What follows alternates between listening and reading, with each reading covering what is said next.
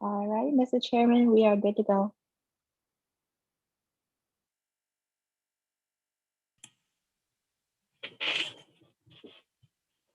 Hello, Ms. Velvet. How are you? Good. The show is all yours. Everybody's on? Yes, sir. All right. Let's call a meeting to order. Let me see. Councilman Shea, I'm going to let the good deacon take over. You're on mute, Councilman Shea. So I'm going to share this prayer I got from one of the chaplains when I attended the memorial service for fallen priests. This came from Father Gabe Smith. It's a long story, but it's a wonderful prayer for protection. It goes as follows. The light of God surrounds me. The love of God enfolds me. The power of God protects me. The presence of God watches over me. The mind of God guides me. The life of God flows through me. The power of God abides within me. The joy of God uplifts me. The strength of God renews me. The beauty of God inspires me. Wherever I am, God is. Amen. Thank you so much for sharing that with all of us. Yeah. Chair, entertain a motion for approval of the May 10th minutes. Is there a motion out there? So moved. Okay, properly moved, and can we get a second on those minutes? I'll second. Thank you, Councilman Bell. All in favor of the minutes, please say aye. Aye. Aye. Any opposed? Ayes have it. We're down to item E, acceptance and dedication of rights of way and easements. Mr. O'Brien, Barron's Drive, are you going to handle this one?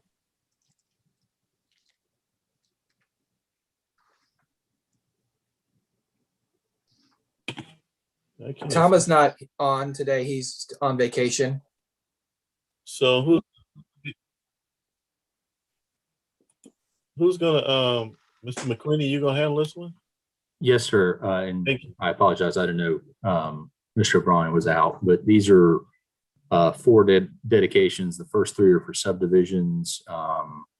One is Barron's Drive, which is in Grand Oaks, and it's for Barron's Drive, which will serve a development. I think it's phase 9, 10, and 11 of Grand Oaks, which will be, that subdivision should come before you next meeting. The second is Daniel Island River Landing Village, which is off Pierview Street on Daniel Island. It's the dedication of roads and drainage easements shown thereon. The third subdivision is for the marshes at Cooper River Phase 3, which is in I call the Clements Ferry Road area, for lack of a better term, not on Daniel Island, but just north of 526 off Clements Ferry Road. And the fourth dedication is for William E. Murray Boulevard. You had this on your agenda maybe a month ago, where the Whitfield Company, I think, deeded us the road. When we were going through that transaction, I noticed that the Whitfield Company had previously conveyed a portion of it to University Medical Associates, and Julia actually tracked down someone from Universal Medical Associates who quit claimed what they had been given by the Whitfield Company to us. So it's really to accept from the current record owner title to a street that you've already accepted by dedication. If anybody has questions about those, I'm happy to answer them. All right, let's entertain a motion to handle all 4 of those easements. So moved, Mr. Chairman. Okay, great. Second.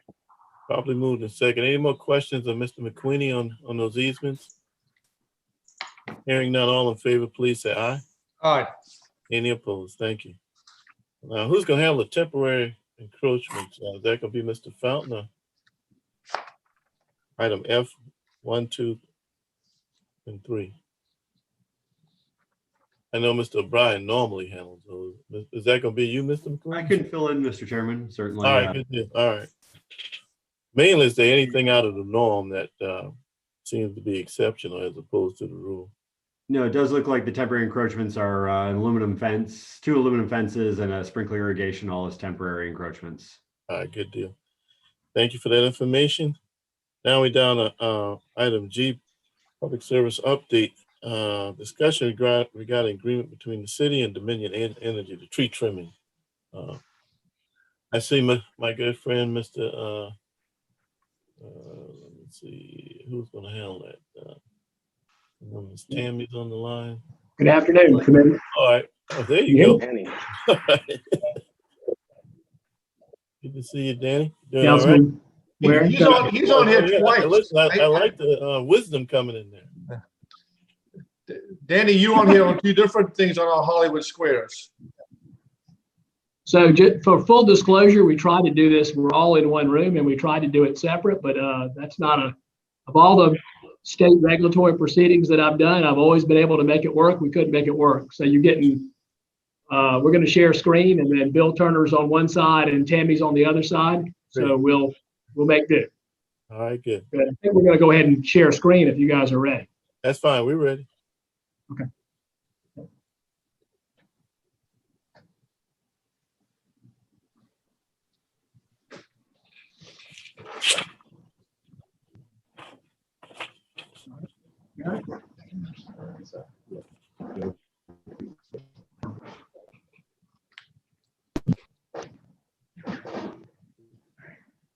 Is that what they're saying? Okay, and you guys got full screen mode now? Yeah, we do. Perfect. Okay. Yeah. So what I'll do is Bill Turner and I are going to do the presentation, and we'll split it, and then we'll have a session in the end for any and all questions. But really, what we wanted to do today is we appreciate the opportunity to come and speak to you regarding utility safeguarding and the tree agreement with the city of Charleston. And I think actually your timing's actually impeccable since we're a week away from hurricane season on June 1. So this is an important element of our programs with respect to resiliency and reliability. So here's our agenda. What we want to do is we want to talk about the mandates and what we have to do and what we're statutorily required to do by the state of South Carolina as an investor-owned utility. Talk about the public interest and what we do in order to serve the public interest. A big piece of that is the safeguarding program, with specifically the vegetation management program, which Bill will cover. We'll talk about tree trimming agreement and where it falls in the hierarchy of things we have to do. And then lastly, we'll open it up for discussion. Yep. So these are our priorities. They've always been our priorities. Bill and I and the team are all Dominion Energy South Carolina employees, but even before the merger, one of the things we focused on in the particular order that I've laid it out, it's safety. And that safety is safety of our employees, it's safety of customers, it's safety of the general public, and also respect of the property that we serve in the municipalities and in the entire territorially assigned area that we serve in South Carolina. So secondarily, it's reliability and resiliency.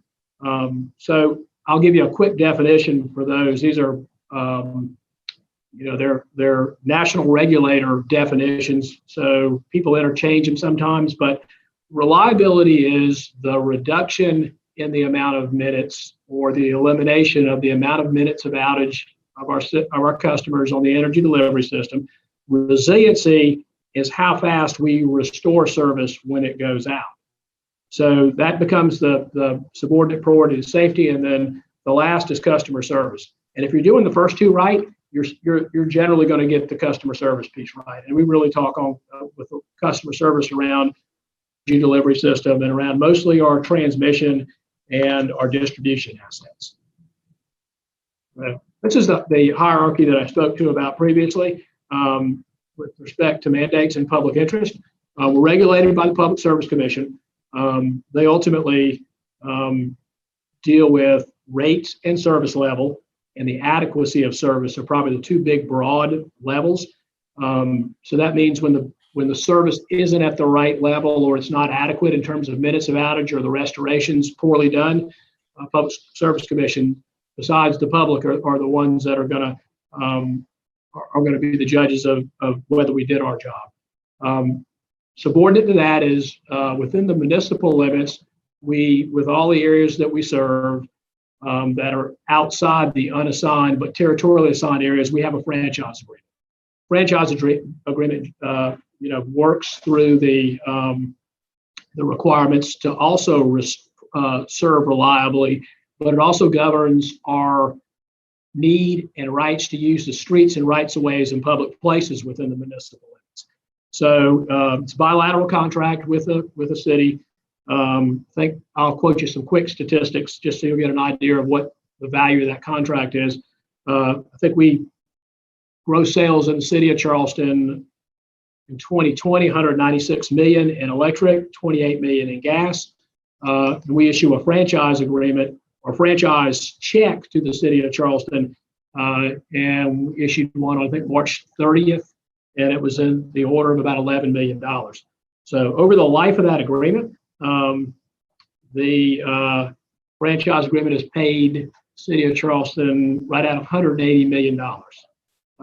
The last is the tree agreement, which is subordinate to both of those, but they generally govern protocols and communication. And it also, represents things that we're required to do in the franchise agreement. Yeah. So here's quickly the two things that I think are the most important sections of the statute for the state.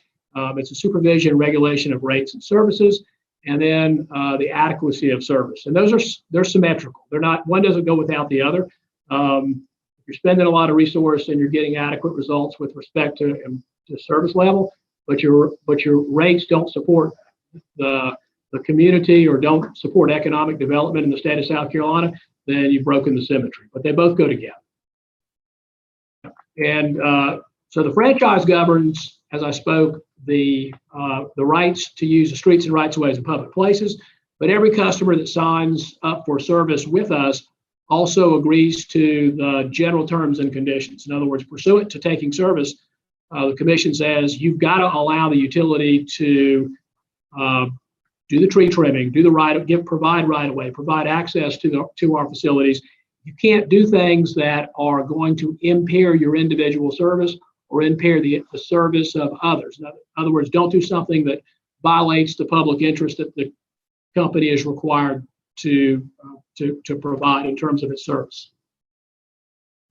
There are a couple of statistical reporting items that we're required to. Some are required and some are part of really the utility structure when you come to the transmission and distribution energy delivery system. SAIDI is an acronym. What really stands for, at the end of the day, annual average customer minutes out. You can see our historical data. It's broken up in, buckets of time. You can see that first 2002, 2006, average number of minutes per customer, 146. We improved that through 11 to 117. And now we're below 100 minutes of outage per customer. That excludes major storms. I'm going to come to that, but I'll tell you that in less than 100 minutes, that's a service level of 99.9999% in terms of the level of service. So that's something that we not only commit to when we were the old company, South Carolina Electric and Gas Company, but essentially keeping the service level at what it is or better was a condition of our merger with Dominion Energy. Yeah, and then just this kind of further supports the concept of the minutes on the left-hand side, excluding major storms. That's a SAIDI. But just to show you, we're also the resiliency piece or the inclusion of major storms. We also track that. I think 2019 was Dorian. We had 80% of our 200 of the customers that were out. There were 278,000 customers out. We had those restored in 24 hours.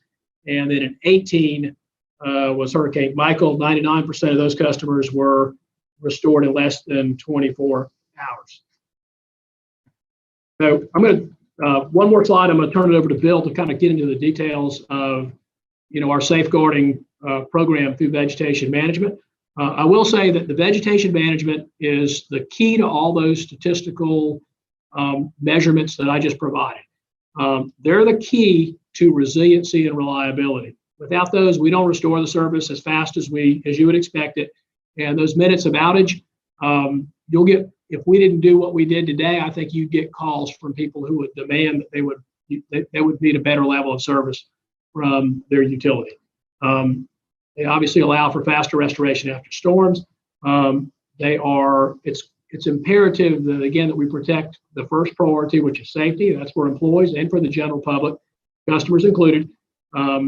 We do follow the industry standards of health with respect to the tree. Bill's going to get into that. Our total system we have a little over 12,000, almost 13,000 miles of overhead line on a distribution system. We maintain those on a 5-year cycle. That's across our system. Transmission, a little less than 4,000 overhead miles of line. And so those are the bulk carrying part of our delivery system. And they're either a 4, a 5, or a 6-year cycle, depending on the vegetation and where it's physically located. So I'm going to turn it over to Bill to talk a little bit more in detail about safeguarding through our vegetation management program.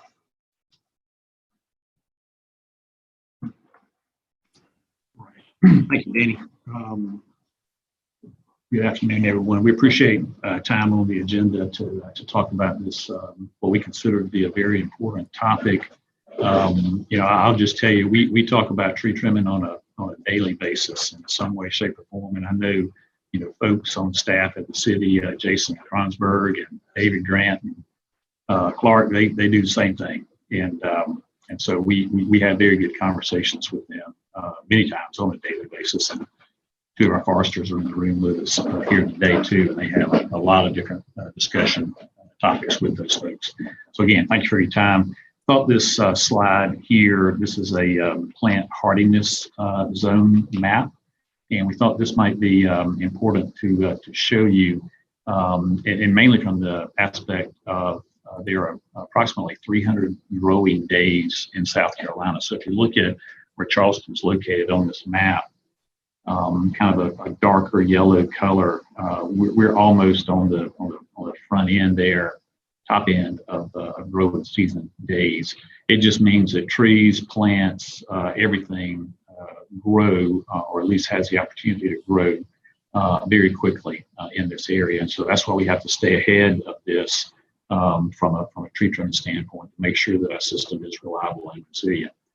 Now, so I think most of you know we use a combination of staff personnel at Dominion Energy as well as contract to perform our line clearing activities.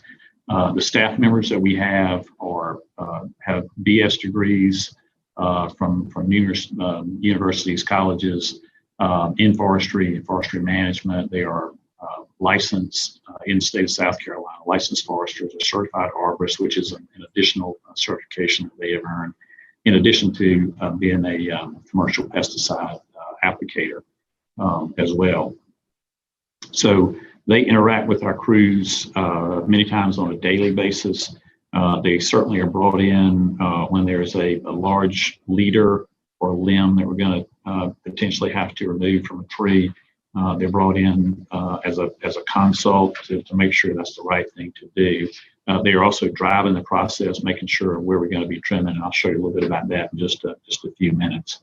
I want to transition now to our graph that we developed here. This is a safeguard map, if you will, and we've got two typical type structures that we see on our distribution system.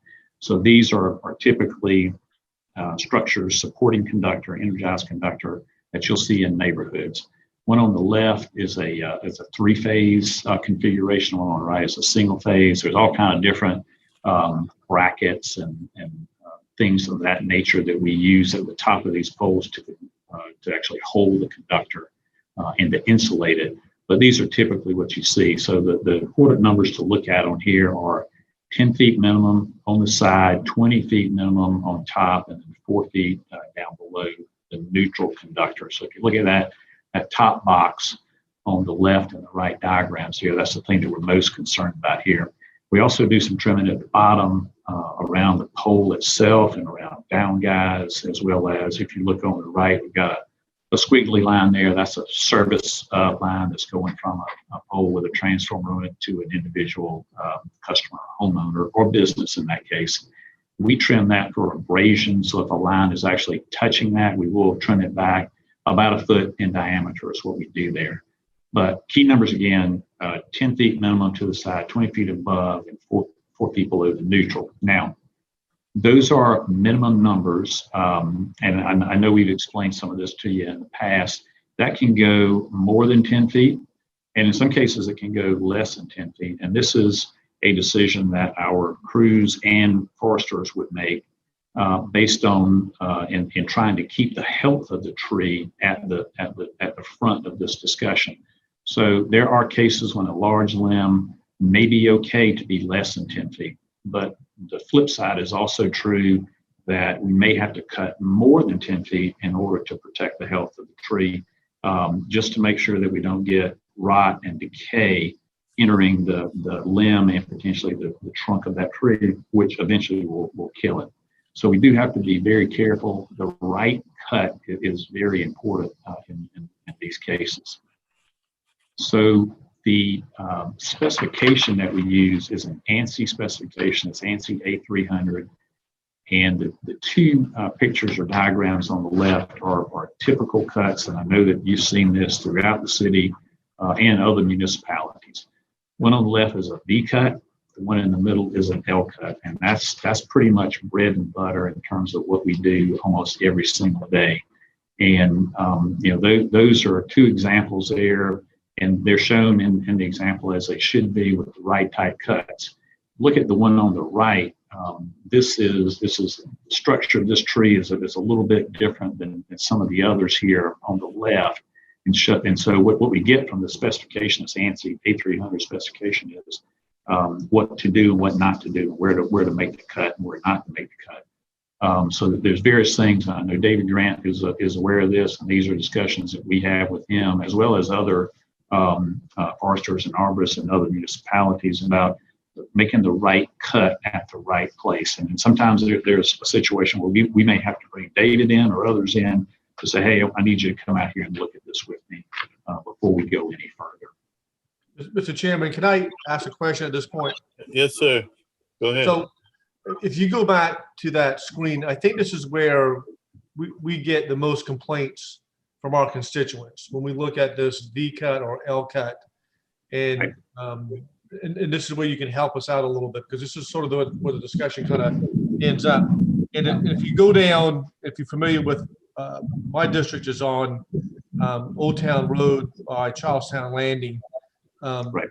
And so a lot of the recent cutting looked more along the lines of this L cut without the L. It just that middle diagram of it without that bottom portion of the vegetation hanging in there. Help us understand why that is, and because people just don't like the way it looks. I mean, that's just sort of the bottom line with this is that it looks like it got butchered. And I'm just being honest with how my constituents respond to me when they see this. Can you elaborate on that a little bit more for us? And certainly, other alternatives to this at all? Well, and in those cases, and this particular one in front of Charlestown Landing, and I know we've had a fair amount of discussion on that. We do have 2 voltages on that line. So one of those is a transmission line at a much higher voltage, and then we've got distribution below that. And so it is a situation where we are stacked. And then that distribution line and the neutral that accompanies that line just tends to push further down. And so it's that bottom clearance. And let me see if I can back up here to this diagram here. And I don't think my cursor will display on here, but as we're presenting, But if you look at that neutral level and then that 4 feet below, you can see that that's, that minimum number is less than obviously than the 10 foot or 20 feet above. And it partly is due to the fact that there is some separation between the energized conductors up top and the neutral itself. So that gives you some of that distance. So if you add it all up, it does come up to be about 10 feet below those energized conductors. So that's what we're being cautious of on the lower side, and that's what. Let me go back to this slide here. So if you look at the one in the middle with the L cut, that's what is the main reason for the removal of the limbs below. And I do know that we've had numerous discussions with Charleston County and others about those trees along in there, and I know that we have had to trim those fairly severely in order to get the clearance that we need. Some of the things that we're looking for there are safety and making sure that no one can climb and get to that level. Even though the neutral is a grounded conductor, it still potentially conducts energy. So it is not normally energized like the top conductors are. However, it is just as dangerous and can conduct energy depending on what is happening on the system. So I hope that helps. That is our intent, is to make sure that this is a safe installation, number one, and that we can provide reliable service to the customers that it ultimately is serving. The set of conductors that is lower to the ground is a distribution line, so that is a local means of distributing power. The conductor up top is more of a bulk system that is moving it from one substation to another. So it is hitting multiple substations West Ashley in that area, as well as moving to other areas to either bring power in or to push power out of the area.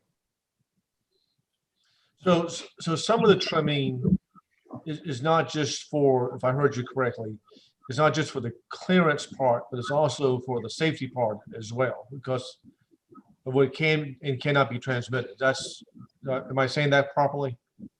Well, yeah, I think so. Now remember that conductor is potentially a conductor that can conduct energy or have current flow on it, even though it is a grounded conductor. So we do have to be cautious. We reduce the amount of clearance from that conductor just because of the nature of it and what it typically does. But we still have to. I mean, it's still in the area of a conductor that you don't want anyone to come in contact with, and then you also don't want any of that vegetation to grow up into it. But it all goes together to make this a safe and reliable system in terms of operation. Okay, thank you. Well, let me ask a question, Mr. Turner. I guess it's a question for the whole team. Obviously, Charlestown Landing is a premium location. It's the birthplace of South Carolina.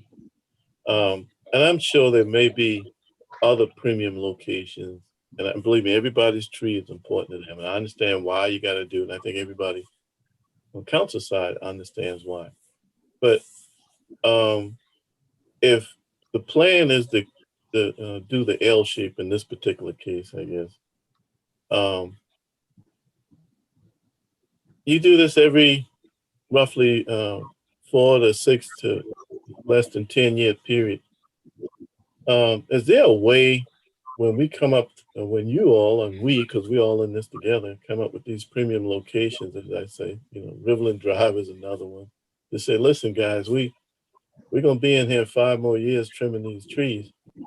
And when we trim them, it's probably going to look like this diagram right here, which would, I think, help build momentum on the front end in certain areas to get funding to put it underground, as opposed to we all have to deal with, as well as you all do too, the reaction after the fact. because I gotta be frank, and I know there's a plan. There's a plan in place to try to make some improvements at Charlestown Landing. I don't know whether it's going to involve replantings or what, but if I'd have known, or these council members and the mayor had known, maybe 3 years out, 4 years out, that was going to be done. I know I should have been trying to get some money to try to put those lines underground to try to prevent what happened. So I guess my question is, when we on the front end, is there something we can do in the front end, in particular since you have a cutting schedule that's based in years, that Right. listen, we're going to be through, I don't know, whatever street, Mary Murray Boulevard, and we're going to be, the cutting plan is probably going to look like this. Either we can get some money and get it underground, or some alternative to this, because we all want our power restored. Believe me, Mr. Cassis hears from me early and often when the transformer blows out in our neighborhood. Yep. So are there any situations where you know you're going to be going through a historic area, or particularly these older neighborhoods? I'm using Riverland Terrace as an example. But there are others out there that you say, we're going to be through here in another 2-3 years.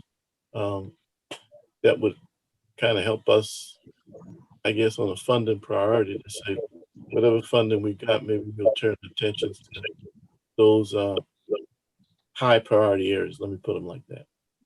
That's a really good point. I'm gonna bring Danny in here in just a minute to talk about the Charlestown Landing project, because he's had the most recent discussions with them. And I mean, we are looking for situations like this, and this is what I would say about from a planning standpoint. And Councilman Ware, your wisdom here is showing, because we talk about this a good bit, in that it takes time to make these happen. Right. So proper planning is extremely important. And so when it's time to trim, when like the slide that I showed you just a minute ago, and I'll put this one up here. So this particular diagram here showing this trimming that's due now in 2021. Now's not the time to talk about this area. Right. Now is the time to talk about the area in 1 to 5 years out, and maybe more appropriately. And I know Tracy's on the call here, and she's had a lot of conversations with Danny and me about this.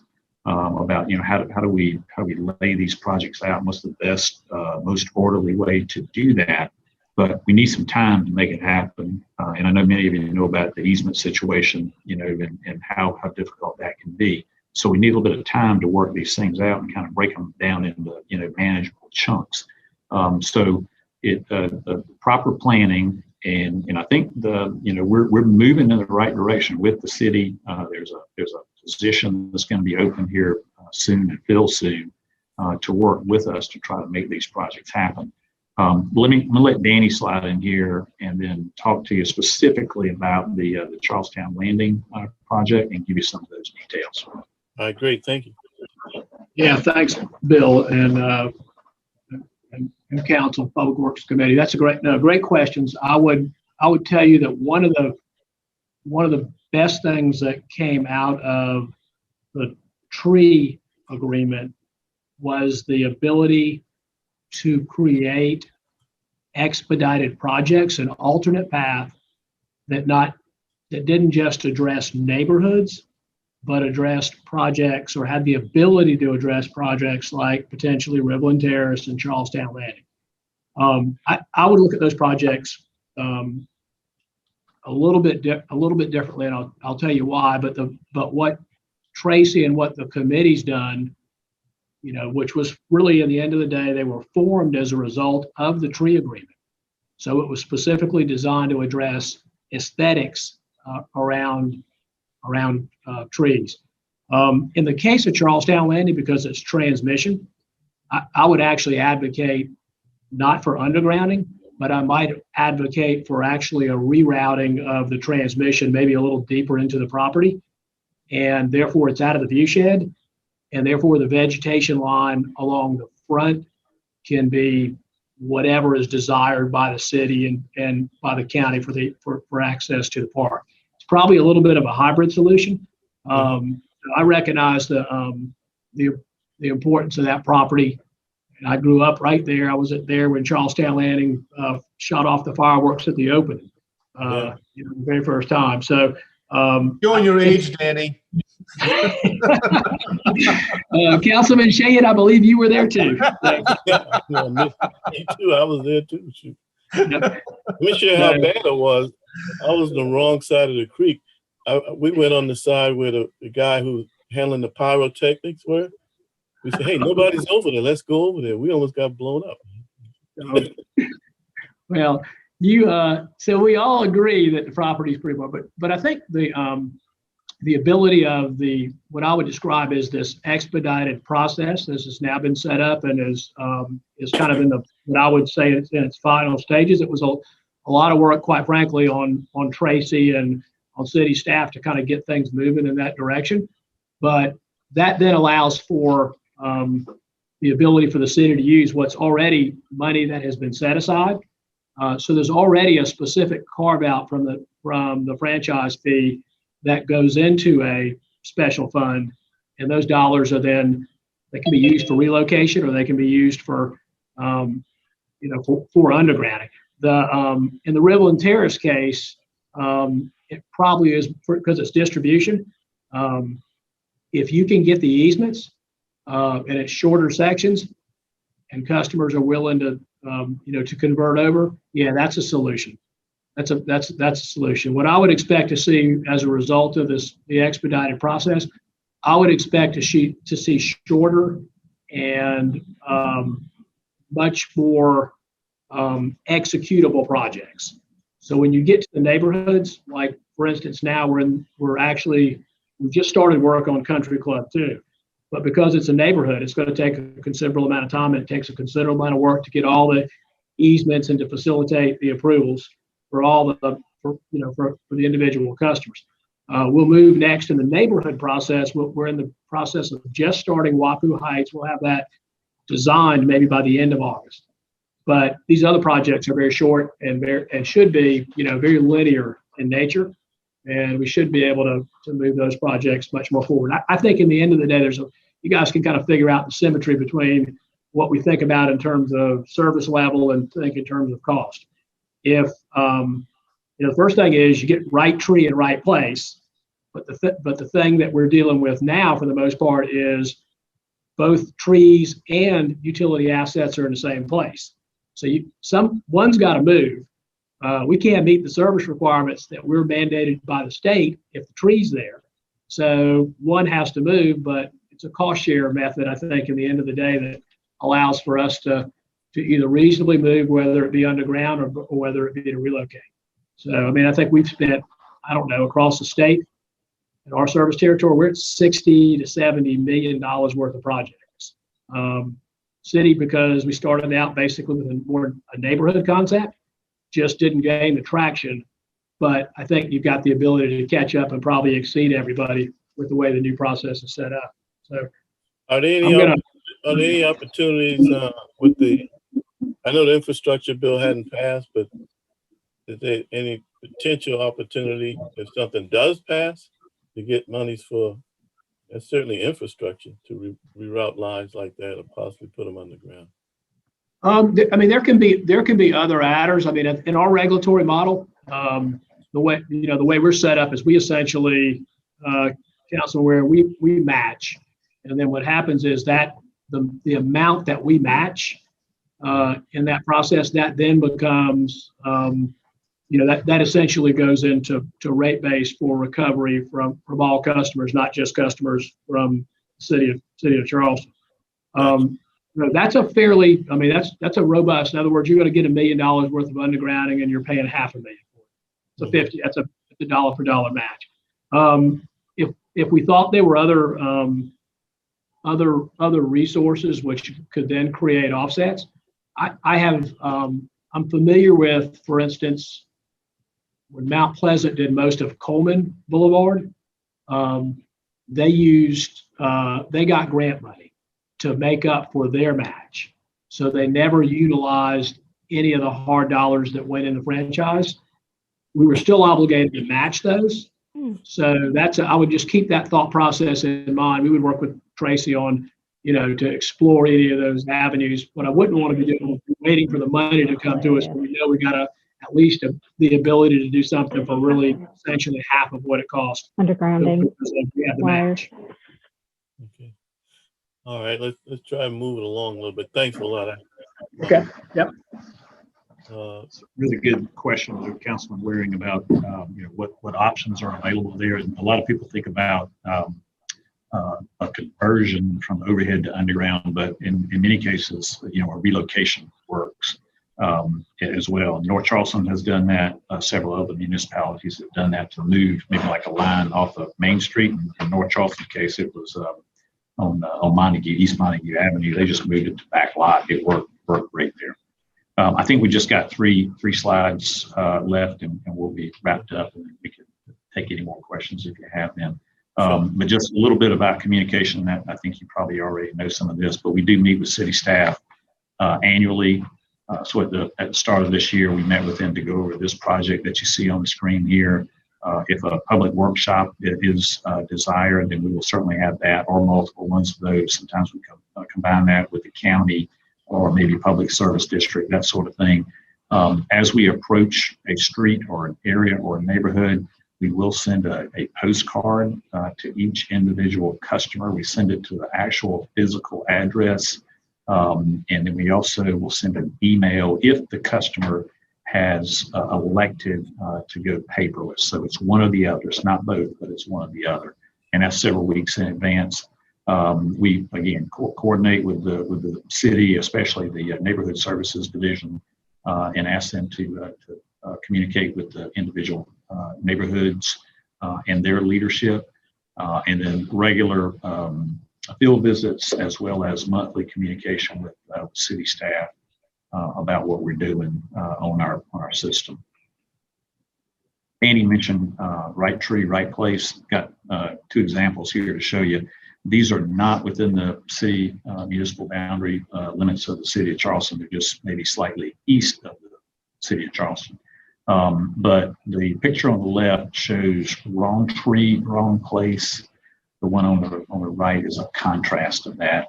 If you look at these trees, this is the typical L cut that you see on the left. These trees will not get any better than what you see right now. And as that trunk continues to grow and push upward, that may be a situation where additional branches have to come off the bottom. These could easily have been shifted. The line was in place when this project on the left was done. Similar to the one on the right, that line was in place when this project was done. And you can see the trees that were planted on the one on the right is planted away, or they are rather planted away from the line. They can grow to full canopy and full height and not be impeded or not have to be trimmed at all. So we certainly advocate right tree, right place. Just one more example here of what we're dealing with in the city. Isle of Palms, Sullivan's Island, Folly Beach, Edisto Beach, places like that. Even West Ashley, where you see the picture on the left, where we've got some palm trees that were planted underneath the line. Now, they are not in conflict now, but very soon they will be. Palms grow at a very slow rate, but there are some live oaks in this picture as well that will have to be dealt with in the future as they approach the conductor above. The one on the right shows obviously a palm tree in some major distress. This was on Barry Street where we took this particular picture. This tree is obviously dead. There's nothing left to do but to remove it. But by eliminating the palms that are very close to high voltage power lines, we're going to have to avoid these situations to prevent fire truck rolls, police rolls. Our truck's going to have to roll to this, put the fire out. In addition to that, this is a safety issue that is needs to be a high priority for us in the city as well. Palm trees of this type require maintenance, usually twice a year, to remove old fronds and seed heads from them, to just shape them up, make them look better, and for the health of the tree.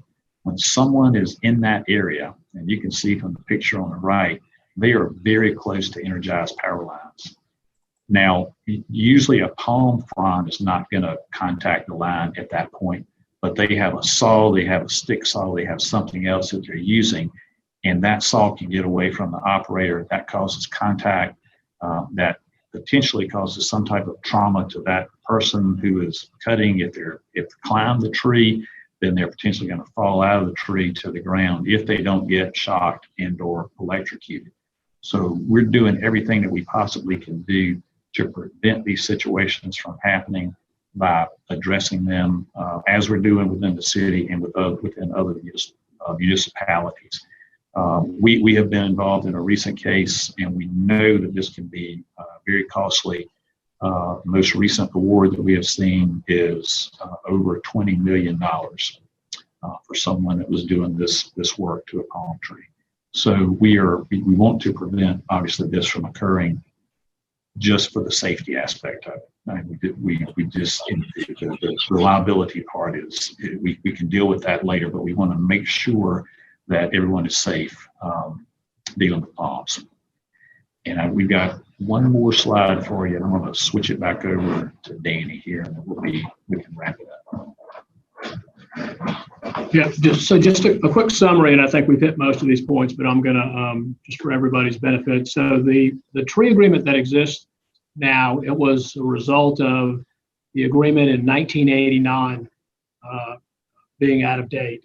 It was generally administrative in nature, but it was designed, that agreement was actually designed, ironically enough, everybody remembers 1989 in Charleston, South Carolina, Hurricane Hugo. There wasn't a lot of trees that were left to be dealt with after Hurricane Hugo, but it was mostly designed to deal with new construction and kind of the recognition of grand trees. The agreement that's in place today, it formalizes processes that for the most part we've already put in place. We have been sharing locations for trimming well in advance, or at least a year in advance, and in terms of the municipal boundary work and where those 5-year cycles were going to take us. It's actually strengthened a couple things. I think this whole concept of right tree, right place, it has keenly focused both parties on, ensuring that we're looking for a permanent solution, because most of the stuff we're dealing with are probably results of people that weren't thinking about kind of long-term health of the tree or the utility system and how it was going to operate. And I guess I want to say it now, if we haven't said it enough, is that the city staff, Jason, Clark, and David, have been remarkable to deal with, because they get this balance between safety and between reliability and also the aesthetics. We've already talked about the undergrounding committee and the ability for that work to be very meaningful for the city over the course of, say, the next decade. And then, the other important point is, when I showed that hierarchy, I wanted to make sure people understood that, there were certain things where we didn't have a lot of flexibility. So we can't agree to something that conflicts with statutory requirements around safety, reliability, and public interest. We go back to those mandates from the commission. Bill and I did a presentation, I think it was in September, I believe. But it was specifically around safeguarding and vegetation management, and then undergrounding. And I think one of the directives that really came out of that, it wasn't an order, but it was a comment by one of the commissioners, and it said, you really got to make sure that you coordinate with your municipalities. Don't allow municipalities to put trees in places where they're going to conflict utility service. And they didn't mean it in a negative way. It just was they were from a different region than we're all from. But the reality is I think this agreement has made us really work hard on that. I think we're going to be in a better place, 10 years from now, between the relocations, expedited non-standard service fund, and some of the removals and the replanting. I think it's going to put us in a really good place. So with that, I will turn it over. Yeah, we're open for questions. I'm going to get Tammy to put us on video, if you will. All right, Yep. good. I can't see everybody. We're coming back to you. Help me back out. Any questions from committee members? Okay, Councilman Shea. And I guess really the main point of this is that slide that was probably the last or next slide one is the right tree at the right location. And that's, and I know that we've got a potential solution worked out on that strip around Charlestown Landing, Councilmember Waring, Mr. Chairman, because the Park County is working with the city on that new county park being constructed and the entranceway to that. And so I know there's a lot of people working in concert with developing that, but I think that their point is we just, from our standpoint, from a city standpoint, whatever we plant in the right of ways has got to be the right thing to be planted in the right of ways. That's sort of what the problem is that we're running into with this stuff. And it's, I mean, I get it, and our constituents don't like how the trees are trimmed, and we explain that to them, and they can listen in on this call and this recording to understand that a little bit better. But that's what we're dealing with. We're just dealing with reality, unfortunately, on part of all this stuff. So we just got to keep the conversation going and the coordination with this going on. I think that's just sort of the bottom line with this, unless I'm just missing something. Yeah. Councilman Appel, Councilman Griffin, do you all have any, Councilman Appel?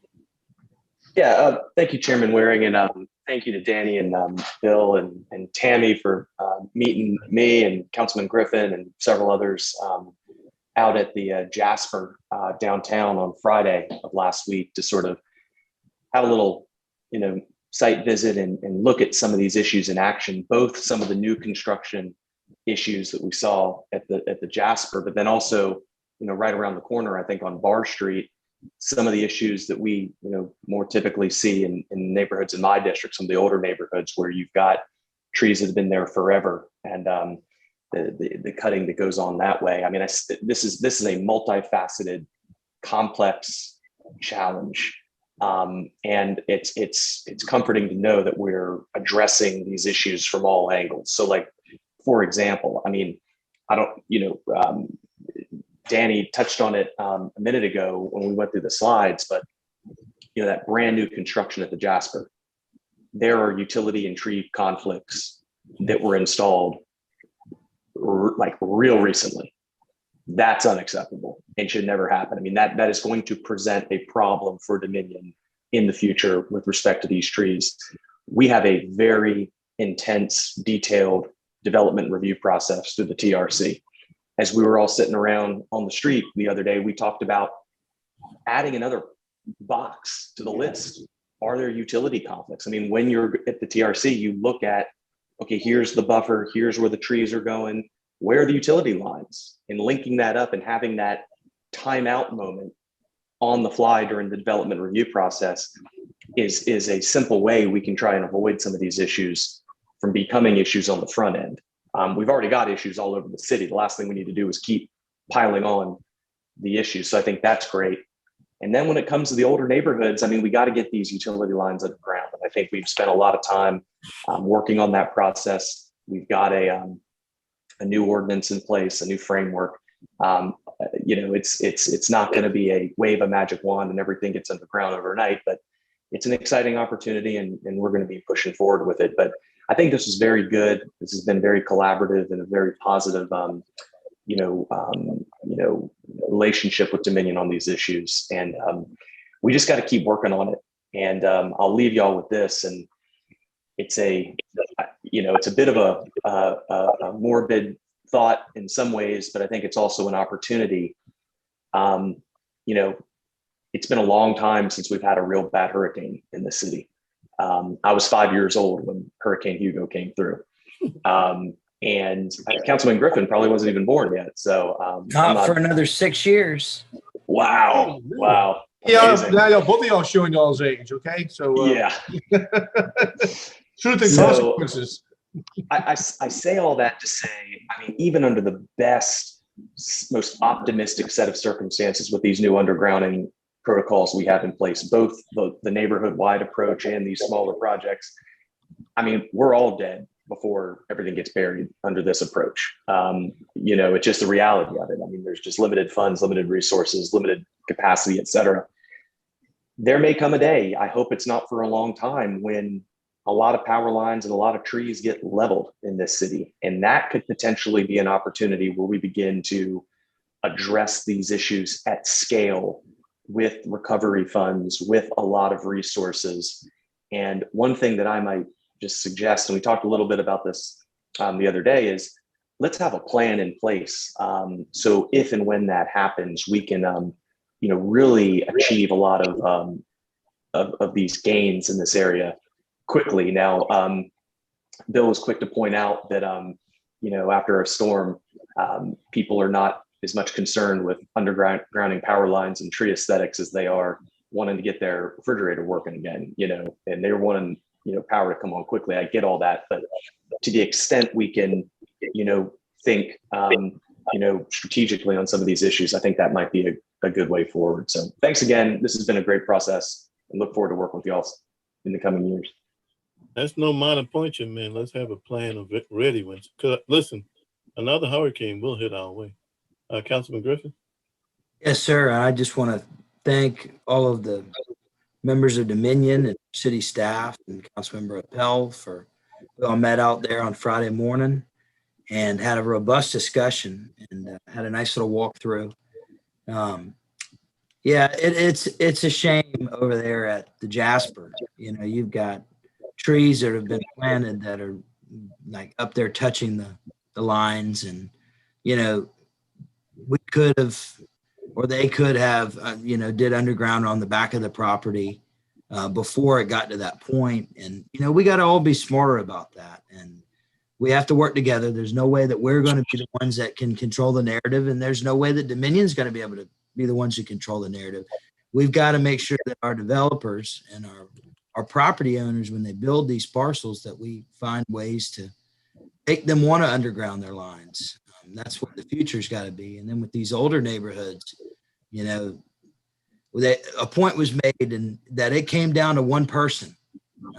And I think Country Club 2, is that right, Councilmember Appel? Is that what it was? One person. They took a... That's my understanding, although fortunately, I think that issue's been resolved, but the point remains. I mean, it doesn't take much to just... It doesn't take much at all. It doesn't take much at all. And it's that close. It's 50-50 in a lot of ways. So education is important. And these guys at Dominion are doing an amazing job of educating people about why we need to underground these power lines.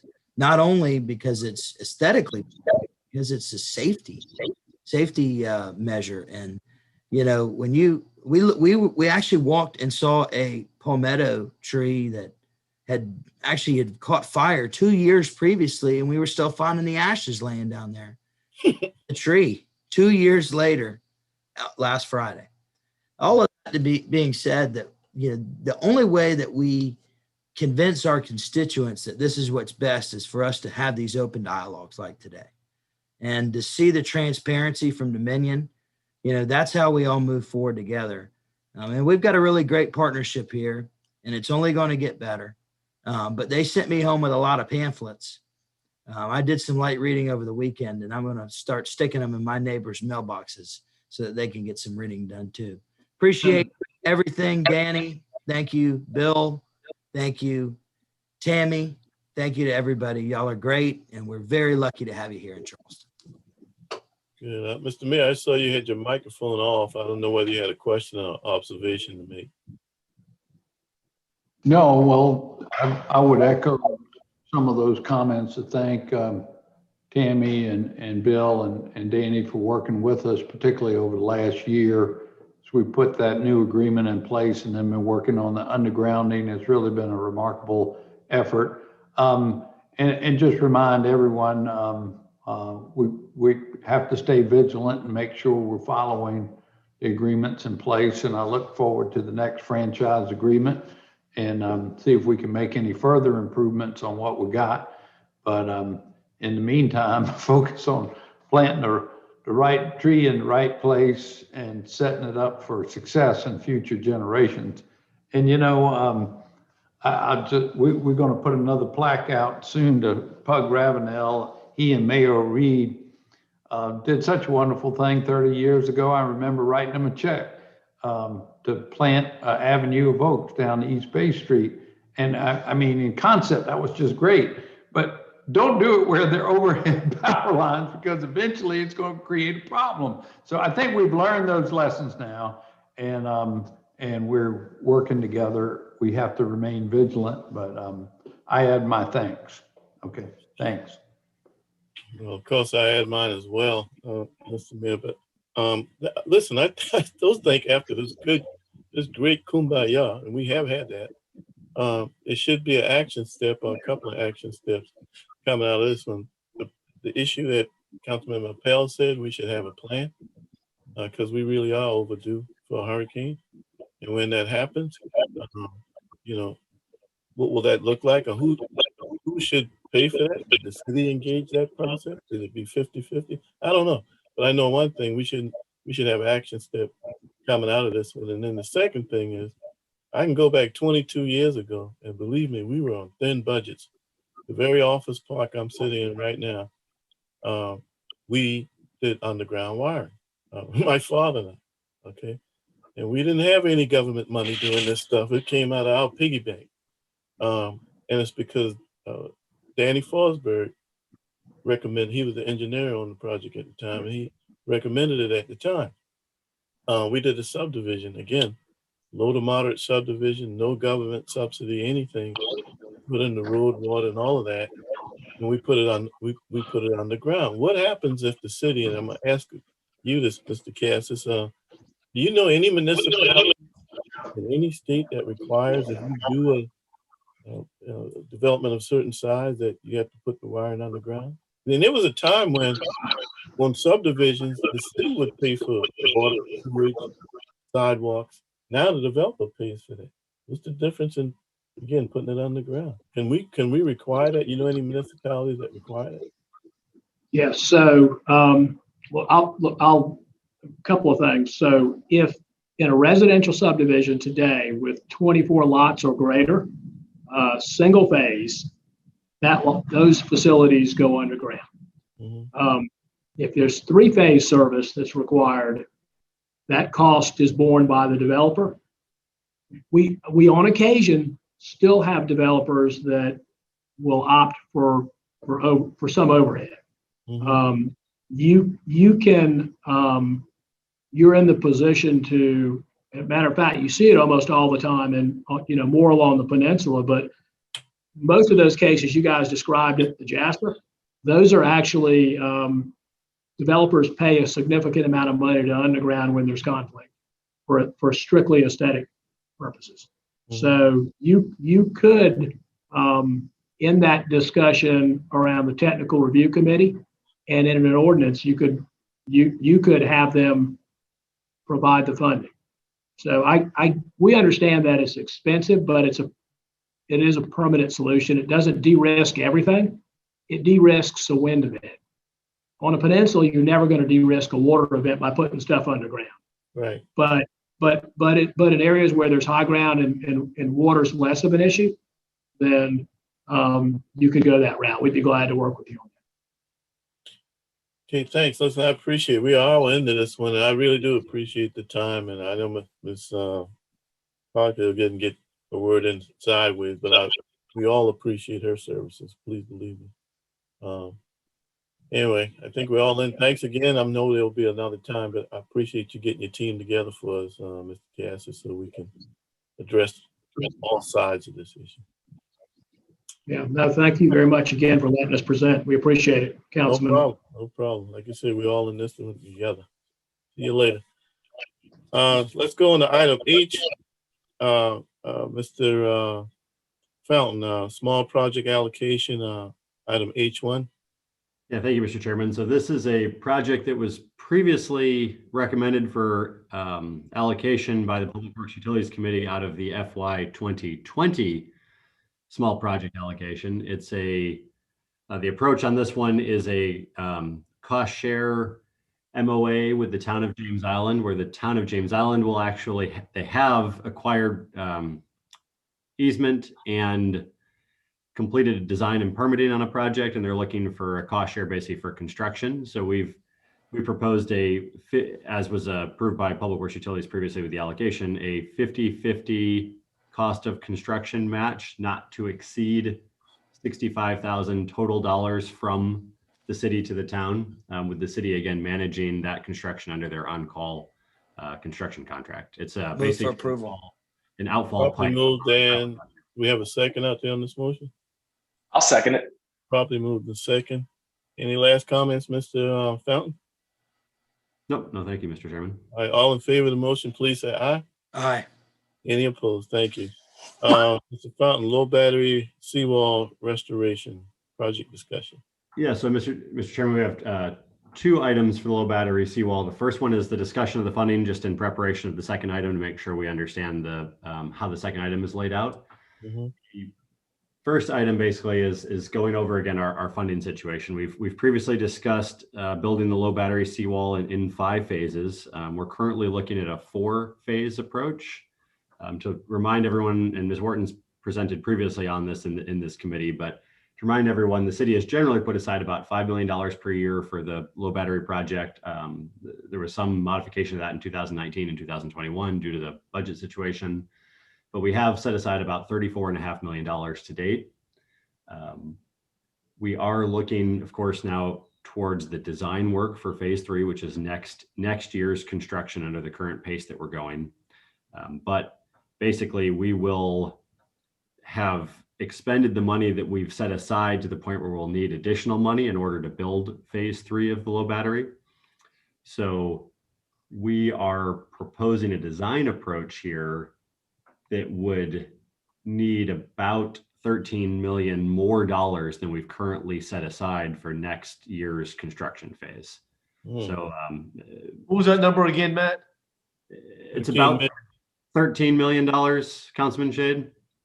And again, that's a rough number. I mean, that's me averaging quite a few and rounding quite a few numbers, but that's a good approximate number beyond what we've set aside.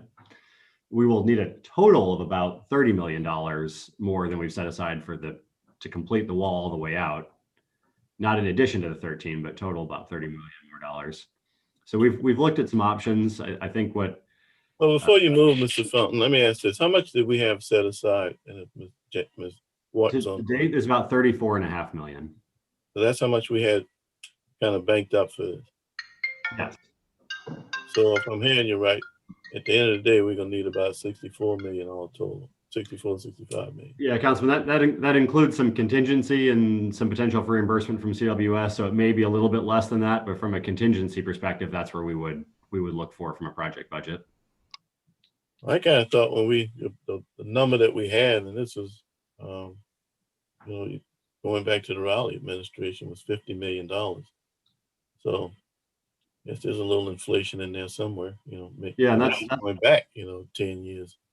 And that's probably exactly right, Councilman Warren. We've been seeing roughly 10% a year construction price increases over the last few years in Charleston. And certainly we've seen a number of projects, and we're trying to make sure we don't get caught by surprise with that on this project either as we project out. That's honestly one of the advantages of trying to accelerate the construction pace is you may end up saving money because the cost of construction increase is so much higher than the kind of standard inflation Right.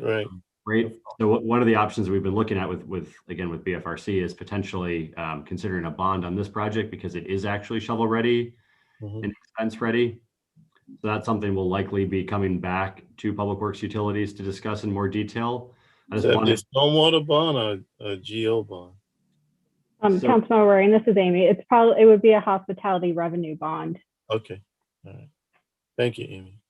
Yeah, so Councilman Warren, it would be basically setting aside the type of money that we've currently been setting aside, but using it as bond repayment rather than pay towards the future or and having to delay the project for a number of years in order to build out those remaining phases. So for phase 3, to go to phase 3, we need 13 million to do that. In addition to. We're proposing the way we're looking at it is if we were going to go to a bond approach, it makes sense to try to finish the project quickly. So we've taken the last, what would have been phases 3, 4, and 5 and modified them into just phases 3 and 4. Mhm. So phase 3 ends up being significantly longer than the previous 2 phases, which is part of the reason that more money is needed to be set aside. But Right. yes, in order to do it the way we've envisioned it, which is to take it basically from Limehouse to just short of King Street, and I can pull up a graphic if that helps, Right. about almost 1,800 feet of construction, we would need that additional 13 million in order to be comfortable within the contingencies to build that phase. Believe it or not, I think that's a great idea. If you're going to borrow money, borrow it while we almost historic low interest rate. Councilman Griffin. And Mr. Fountain, if I'm reading this right, none of this money is going to come from the drainage fund. This is all going to come from accommodations tax money. Correct. Right. And Well, what that's what it's been another coming from before. Yeah. I and think the that's where the money been hospitality. coming from before. I'm sorry, Councilman Griffin, go ahead. Well, I'll make a motion that we approve this measure then. Well, it's just a discussion right now. So, do we want a motion? I thought he said that we. Oh, so I'm sorry, Mr. Chairman, Councilman Griffin. So there's 2 items, Councilman Griffin. The first Right. one is the discussion on what we would do. The second one will be the option to motion to approve the construction contract, which I'll go over. Or I'm sorry, not the construction contract. Too many things I'm talking about. The design, the design contract for phase 3. So that's what the 417,000 figure is for. That's right, Mr. Chairman. So the 400,000 is basically the design of those 1,800 phases. 1,800 linear foot phase 3. It also includes the we have to do some like basically signage work and historical markers and things as part of our SHPO permit for the project. That's included in there. Then there's also what would be called like an early design component for the parklet that will be on the intersection of King Street and the Low Battery, since that'll be sort of one of the key portions of the overall project. That won't be built until phase 4, but we're going to start designing it now. So we have a whole year of chance to do citizen outreach and work through the DRC process and everything else with that. So we're not appropriating the 13 million today, just the design. Correct. So all I'm doing today is asking for the funding for the design work, but I want to make sure that the committee understands if we decided that we were not going to assign that extra 13 million, there would be some minor rework to shrink the next phase of the project a little bit shorter. It wouldn't cost a lot of money to do that, but there'd be a little bit of expense to basically revise those drawings to be a much shorter phase. Okay. Yeah, I So- think it's wild. Just a minute. Mr. Chairman, if I may comment, Yes, sir. by approving the design to incorporate the larger phase 3, we're basically saying we agree with that general direction. And if the funding works out as we hope to bring back to council, that's the direction we'll go. That's right. And the plan that we're talking about is kind of continuation of what's been in phase 1 and 2. I understand the King Street will be a little bit more probably elaborate since that's a main, connecting point. But basically, still going to have public access to parking on each side. Yes, the phase 3 will look very similar to what's been constructed to date on the phase 1 section. Great. Yeah, I think it's a wonderful idea. I do. Any input, Mr. Mayor? Oh, one other thing I wanted to mention, in the meantime, even though we'll come back with this proposal to bond hospitality funds for the project, it won't stop us from asking for money, anywhere else that we can. And for example, we had a meeting at the project this morning with Congresswoman Mace to ask for her assistance to help us find some federal funding for the rest of this project. She serves on an infrastructure type committee up there, and she agreed to help us look for it. So anyway, we're still asking for other people to help, even though we hope to have a plan that'll work regardless. Okay. All right. Any other input, Councilman Appel? I can't see everybody, so if somebody else wants in, please let me know. I'll just say that, the work that's been done out there so far is outstanding. If you haven't been down there, to the battery. I mean, it really is remarkable. And you know, while I'm editorializing here, I mean, it's kind of a shame that we have to kind of scrape and scrap, you know, hospitality and accommodation. I mean, this is a signature premier part of South Carolina. I mean, this is a major part of the state and what makes this city special. And this gets to an issue that's, you know, much bigger than 5:30 on a Public Works and Utilities Committee meeting. But I mean, we just don't have that many cards to play when it comes to funding major infrastructure projects around here. So we need, and frankly, we deserve some help from the federal government and the state government when it comes to this. This is big time stuff. And I say that as somebody who doesn't represent this area, but I think we can all agree, we all have a piece of the battery. I mean, what could be more significant to the city of Charleston? So amazing job what we've been able to do with our limited resources in making this happen. But we got to keep pushing, and we need our friends to help us out on this one when they can. Councilman Shiade? Yeah, and you know, just not get on the bandwagon with all this, but you know, the point about the battery is that it's just not a tourist attraction spot. I mean, this is something that citizens of Charleston enjoy and utilize. It's one of the great amenities. And when you travel out there to look at the work that's being done by water, and I try to go out there as much as I can by boat, and just see the difference in what they have accomplished so far. And then you look down away to the deterioration from the water side of what would happen if we didn't do this.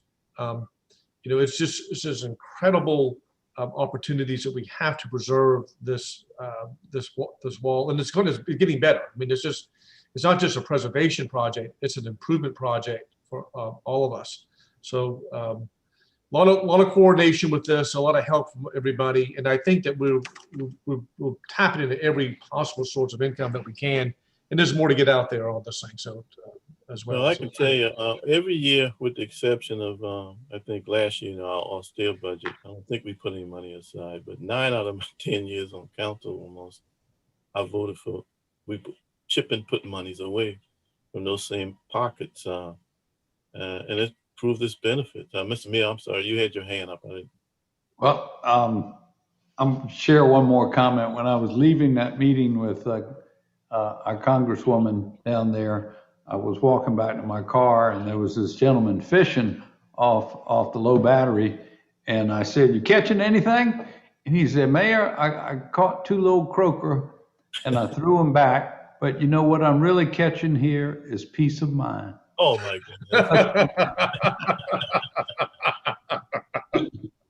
Well, I'm gonna tell you two high points for myself at that battery. Matter of fact, when I was in 4th grade, I was 9 years old. I was enamored by it. My dad used to carry us on Sundays for a ride, get ice cream cones. Anyway, I was enamored as a kid with those cannons and the cannonballs. And so I asked my mom, where did they shoot the cannonball?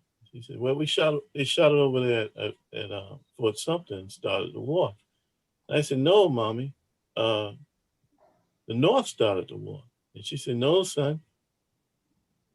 The soldiers, Confederate soldiers, put the cannonballs in the cannon, shot it out there to the battery. She pointed, not the battery, I mean, pointed out to Fort Sumter. And I insisted, no, the North started the war. And she said, no. And she repeated her point. And I said, Mommy, I got that question right. It was the war of Northern aggression. That was in our textbook. And that's what my mom did. She laughed and just kind of, you know, I guess held me to her chest and said, well, son, in time you'll learn differently, you know.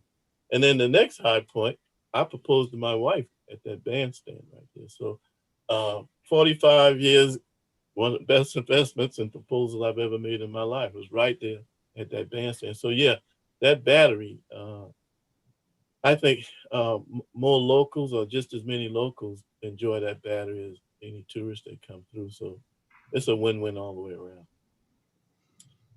All right. So I think we should get a motion. It was great discussion, but on item 3. I'll move for approval of 3. Second. Probably moved and seconded. Any more discussion? Hearing none, all All in favor, please say aye. Aye. Aye. All right, the number 4, the extension, the study of the tunnel, Mr. Fountain. The medical. Mr. Chairman, this is the final component for the design work on the Earhart project. Now that we have the HUD grant agreement, the HUD grant agreement has a few requirements that we have to meet, including in some environmental work. It also includes completing the contract document package so that we can actually bid the project, and then the bid phase support work associated with going to bid on this project. There is one component of the design work that's just an optional task. It's in time and expense. We'll use it if we need it. If we don't, we won't. It's basically to close Cannon Street, do the permitting to close Cannon Street if we're unsuccessful in negotiating with property owners in order to basically avoid impacting Cannon Street. But that work is in there as well. All right. Move for approval. Properly moved, and I hear a second coming. Second. Any more discussion? I'm hearing none. All in favor, please say aye. Mr. Chairman, Aye. Third, Councilman Griffin. just for Ayes have it. clarification, how much of the drainage fund will be allocated on that? Project right here. Yes, so Councilman Griffin, that project is now under the HUD grant work. So generally it'll be 75% federal HUD funds and 25% drainage fund. And depending on how you look at it, what we use for match versus what we use for HUD reimbursement can vary, but that's the general split for the remainder of the project. I remember at one time we talked about getting a list of the projects that the drainage fund, the updated numbers on that. Are we still working on that? So we do have the presentation that Ms. Wharton had done that shows kind of where we are. The next step will be for the unallocated drainage fund money. Right. To come back and look at that. So this money was already within the allocated money in that presentation. Right. I think we're proposing to come to the budget ad hoc committee with the discussion for the drainage fund. So that'll be when. And that was we were waiting on AECOM to look at that, correct? So this one's mostly we were waiting for the modifications to the tax revenue for the TIF districts to be able to bring all of that information back, I think, at the same time, because the drainage fund versus the projects that are paid for out of the TIF funding. So I think that the TIF normally takes about a full quarter. The property tax information takes about a full quarter until we have that in hand, and then another month or two for the city or the county to actually provide the data and us to be able to research the data and basically assess from a bonding perspective. So I think the intent was to start those budget ad hoc committees this summer and be able to start discussing those drainage fund allocations. Thank you. Okay. Any last comments? Other than that, I think we're all in. By acclamation. Yeah, we had a good meeting though. I think everybody for the input. We really did. See you guys tomorrow. By acclamation, we stand. Sounds good. All right. Bye-bye. Thanks, y'all. Thanks.